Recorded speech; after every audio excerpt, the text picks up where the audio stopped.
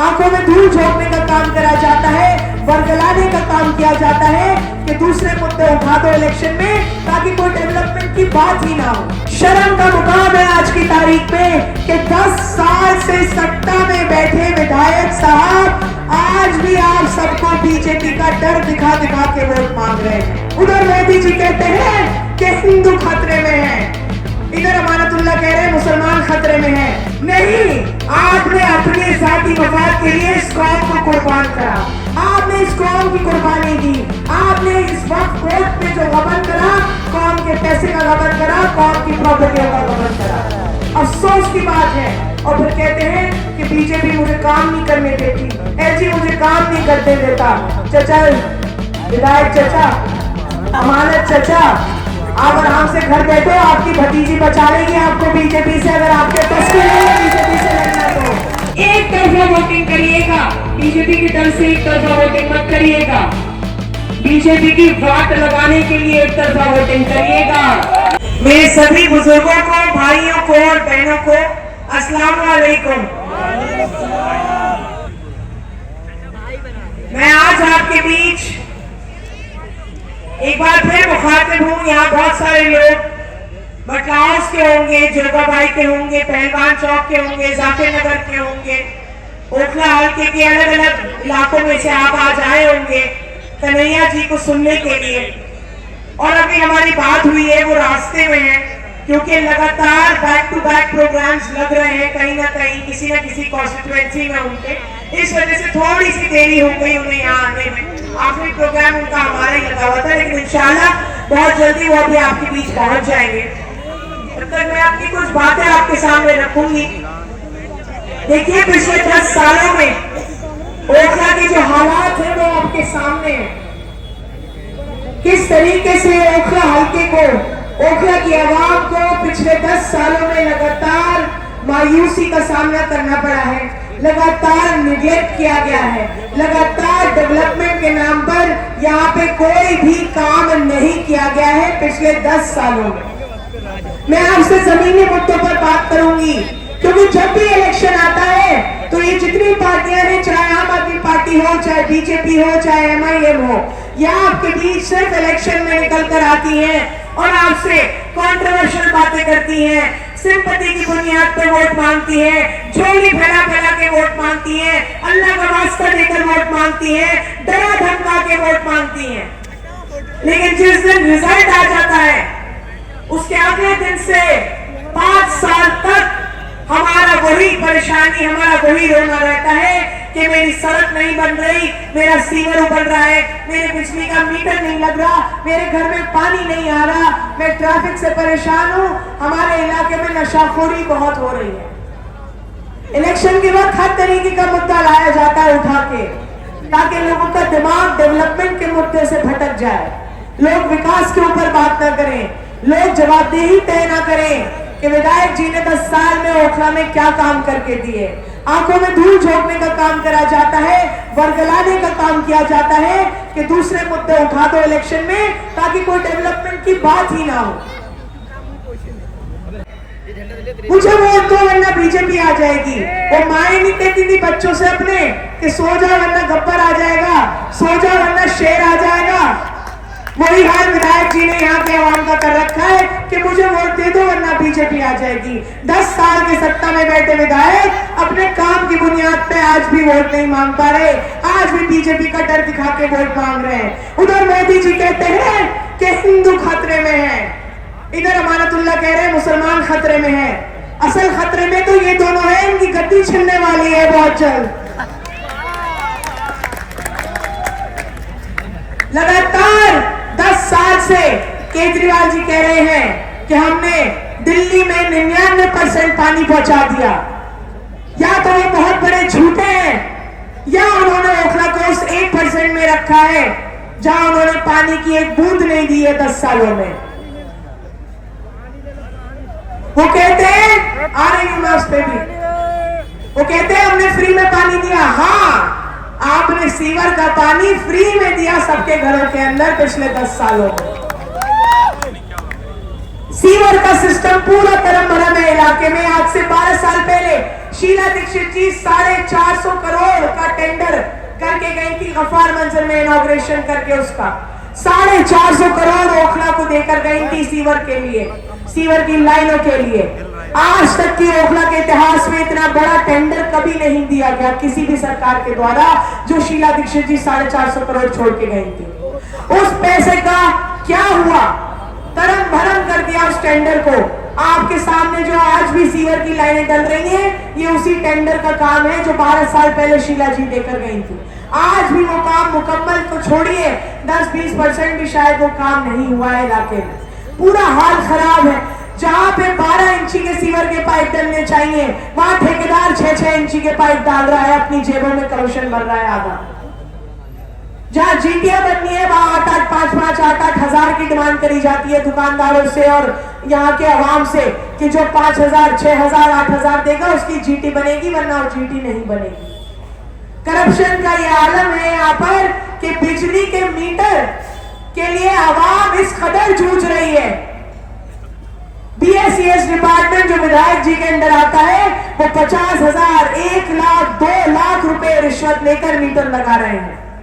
आज भी लोग परेशान है कि उनके घरों में मीटर नहीं लग पा रहे। अभी आप उनकी टेबल पे ले जाके 1 लाख की गड्डी रख दो तो बिना किसी परेशानी के मीटर लग जाएगा। वरना बीएसईएस वाले कहते हैं कि एमसीडी की एनओसी लेकर आओ। मांगते हैं, नहीं मांगते एमसीडी की एनओसी? आंखों में धूल झोंकने का काम करते हैं। अनऑथराइज्ड एरिया में एमसीडी एनओसी दे नहीं सकती। लेकिन विधायक जी की जितनी बिल्डिंगें बनी हुई हैं, जितनी बिल्डिंगें विधायक साहब या उनके रिश्तेदारों ने, उनके भाइयों ने, उनके चचेरे भाई, उनके सालों ने, उनके सब रिश्तेदारों ने जितनी बिल्डिंगें बनाई है, सब पे बिना एमसीडी की एनओसी के फ्री में मीटर लग गए हैं। लेकिन जूझता कौन है? आप लोग जूझते हैं, आवाम जूझती है। अपने घर में लीगल तरीके से बिजली चलाने के लिए जूझ रही है। लीगल तरीके से मीटर अप्लाई करती है तो वो मीटर के लिए मना करते हैं। फिर वो आपके घर में आके छापा मारते हैं कि ये 2 नंबर की बिजली चला रहे हैं, इसमें चालान लगाओ। 4-4 5-5 लाख के चालान लगाए जाते हैं। फिर विधायक साहब अपने ऑफिस में चालान को सेटल कराने का कैंप लगाते हैं और कहते हैं कि 5 लाख का चालान 1 लाख में सेटल कर लो। उसमें से 50,000 रुपए विधायक जी की जेब में जाते हैं, 50,000 बीएसईएस की जेब में जाते हैं। ये घोटाला मचा रखा है इन्होंने इलाके के अंदर। आवाम के पैसों को पूरी तरीके से मिसयूज कर रहे हैं। जहां आपको याद होगा, मेरे वालिद साहब जब काउंसलर थे या जब एमएलए थे, 2 बार पार्षद रहे, 2 बार विधायक रहे। जब विधायक थे कभी मीटर के लिए रिश्वत नहीं देनी पड़ती थी। जो चाहता था अपना मीटर लगवा लिया करता था फ्री ऑफ कॉस्ट। लेकिन इन 10 सालों में घोटालों का एक नया लेवल सेट कर दिया है विधायक साहब ने। यहाँ पर सड़कें खस्ता हाल में, जैसे कि नाजिया जी ने बताया अभी कि पहाड़ों वाली सड़कें हो रही हैं। उसकी भी वजूहात मैं आपको बता दूं। जब मेरे वालिद साहब विधायक थे तो जब कहीं भी सड़क बनती थी 8-8 9-9 इंची का माल डलता था। आज ठेकेदार 3 इंची का माल डाल के भाग जाता है, सड़कें उंगलियों से उखड़ रही हैं। महीना भर भी सड़क नहीं चल रही, उसमें गड्ढे हो जा रहे हैं, पानी भर जाता है। जब ये हालत है यहाँ डेवलपमेंट और विकास के नाम पर 10 साल में से पौने 10 साल तो विधायक साहब गायब रहे। ये कहते रहे कि बीजेपी मुझे जेल में डाल रही है, ईडी मुझे परेशान कर रहा है, मुझे जेल में डाला जा रहा है। तो विधायक जी घोटाले करोगे तो जेल तो जाओगे ही ना।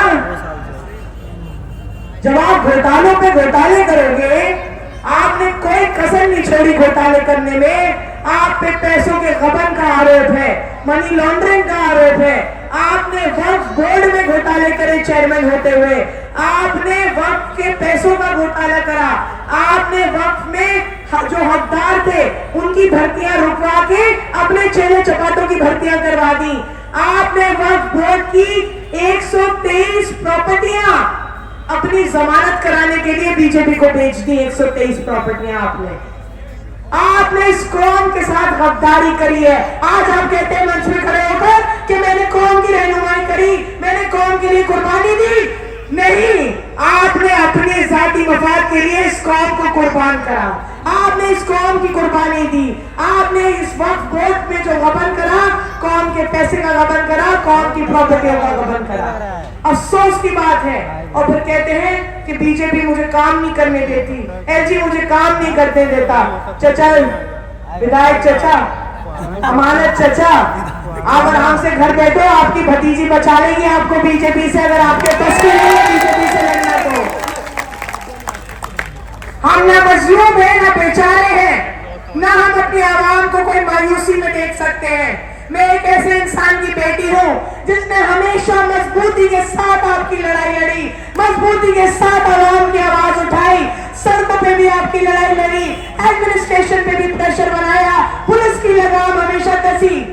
एक वो वक्त था जब पुलिस वाले थाने से बाहर झांक कर देखते थे कि आसिम मोहम्मद खान तो नहीं खड़े हुए, कहीं निकल जाए थाने से बाहर। और एक ऐसा वक्त है जब पुलिस वाले विधायक जी को धक्का देके ले जाते हैं। मैं आपकी आवाज भी उसी बुलंदगी के साथ उठाऊंगी, मैं आपके हुकूकों की लड़ाई भी उसी बुलंदगी के साथ लड़ूंगी जैसे मेरे वालिद साहब ने आपकी लड़ाई लड़ी। और मुझे यकीन है कि आपकी मोहब्बतों का कोई मैच नहीं है। 2002 में जब मैं 7 साल की थी, आपको याद होगा मेरे वालिद साहब जेल में थे, काउंसलर का इलेक्शन हुआ था। तब एक प्रथा होती थी, एक रिवाज होता था कि जो नेता है उसको लड्डुओं में तोला जाता था, सिक्कों में या फूलों में तोला जाता था। तब गुजरात में दंगे हुए थे और यहाँ की आवाम ने अपने खून से मुझे तोला था। यहाँ ब्लड डोनेशन ड्राइव लगाई गई थी, अपना खून लोगों ने दिया था। मेरा कुछ 24 किलो वजन था उस वक्त, 30 किलो तक खून पहुंच गया था।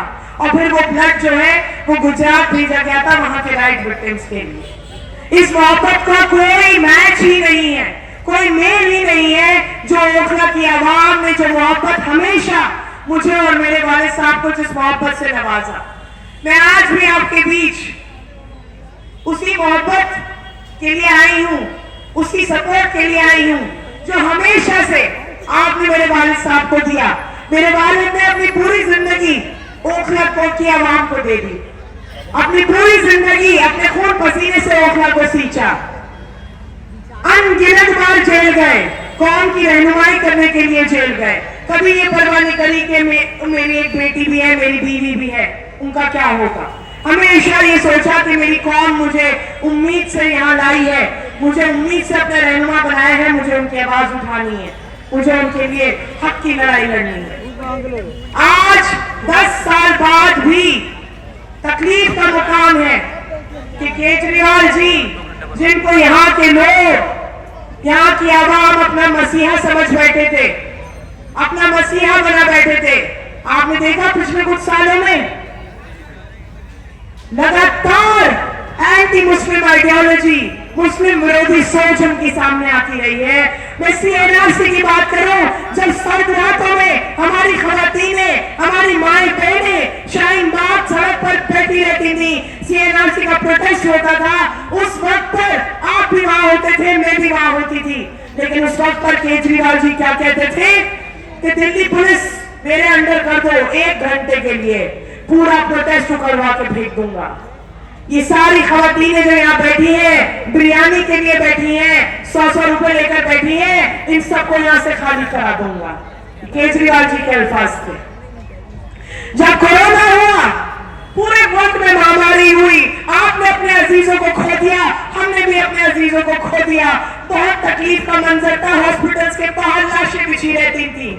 ऐसे वक्त पर केजरीवाल जी और सिसोदिया जी टीवी पर आकर ये कहते हैं कि ना मंदिर से ना गुरुद्वारे से ये मरकज वाले हैं जो कोरोना फैला रहे हैं, ये थूक के कोरोना फैला रहे हैं, ये तबलीगी जमात वाले थूक रहे हैं। कोरोना जिहाद, कोविड जिहाद, ये अल्फाज हमारी जमात के लिए इस्तेमाल करे गए। रोज टीवी पे आकर ये बताते थे कि आज दिल्ली में इतने कोविड के केसेस आए, आज मुल्क में इतने कोविड के केसेस आए और आज मरकज वालों ने इतना कोविड फैलाया। अलग नंबर दिखाया जाता था। आपने उन बुरे हालातों में, जब कोरोना से वैसे ही महामारी थी, आपने उन हालातों में मुसलमानों को मरने के लिए छोड़ दिया पूरे मुल्क में। जमात वालों को पकड़ पकड़ के पीट रहे थे, उनकी जो दाढ़ी वाले थे, जो नमाज के निशान वाले थे, उनके आधार चेक किए जा रहे थे कि तुम मुसलमान हो, तुम पूरे मुल्क में कोरोना फैला रहे हो। जब दिल्ली में 2020 में कत्लेआम हुआ, जमुना तार में दंगे हुए, दूर की बात है, केजरीवाल जी की जुबान नहीं खुली वहां के लोगों के लिए। आज तक उन लोगों को मुआवजा नहीं दिया गया है। लगातार केजरीवाल जी ने, वो ऐसा नहीं है कि मुसलमानों की सिर्फ आवाज नहीं उठाई, मुसलमानों के खिलाफ बोला है। अभी अभी का आप सुन लीजिए, जो महरौली से नरेश यादव जैसे आदमी को केजरीवाल जी टिकट देकर नवाजते हैं। नरेश यादव जैसा आम आदमी पार्टी का एमएलए जिसने कुरान की बेहुरमती करी, उसको कोर्ट ने सजा दी, दोषी करार किया, ऐसे आदमी को केजरीवाल जी टिकट से नवाजते हैं कि शाबाश, तुमने बहुत अच्छा काम किया, यह है तुम्हारा इनाम, टिकट तुम्हारा दिल्ली विधानसभा का। जब संभल में जामा मस्जिद वाला हादसा हुआ, हमारे 4 भाइयों को शहीद किया गया, उसी वक्त पे बांग्लादेश में माइनॉरिटी पर ज्यादती हुई। केजरीवाल ने लंबा चौड़ा चिट्ठा लिख के डाला सोशल मीडिया पे कि सब जो बांग्लादेश में माइनॉरिटी पर ज्यादती हो रही है वो गलत है। केजरीवाल जी का सीना फट गया, दर्द से, फटना भी चाहिए। मेरा भी ये मानना है कि किसी भी मुल्क में माइनॉरिटी पर ज्यादती नहीं होनी चाहिए, regardless of what religion they follow. इस बात की परवाह किए बिना कि वो किस धर्म से है।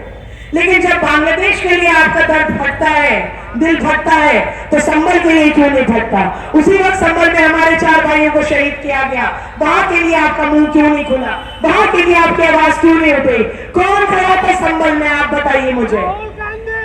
किसने संसद से में दहाड़ लगाई संभल के मुद्दे पर, और किसने सड़कों पे भी संभल के मुद्दे के ऊपर बवाल मचाया? आप बताइए मुझे। एक पंडित राहुल गांधी जी थे जिन्होंने संसद में भी मजबूती के साथ इस मुद्दे को उठाया और सड़कों पे भी इस बात पे लड़ाई लड़ी, संभल जाने की भी पूरी कोशिश करी। लेकिन जब उन्हें रोक दिया गया तो उनकी फैमिलीज को अपने घर बुलाकर उनकी तकलीफ बांटी, उनका गम बांटा। केजरीवाल जी का तो ना मुंह खुला, ना वो कहीं गए किसी की हमदर्दी में। और देख लीजिए, आप आपके बीच भी नहीं आएंगे आपसे वोट मांगने, आपसे आकर आपका वोट नहीं मांगेंगे केजरीवाल जी, क्योंकि उन्हें पता है कि अमानतुल्लाह साहब, उनके विधायक जो है, वो यहाँ डरा धमका के वोट ले ही लेंगे, तो उन्हें आने की क्या जरूरत है? उन्होंने तो ट्रेनिंग दे दी अपने मुसलमान एमएलए को कि अपने अपने मोहल्लों में बीजेपी का डर दिखा देना, वोट अपने आप मिल जाएगा, हमें किसी को आने की जरूरत ही नहीं है।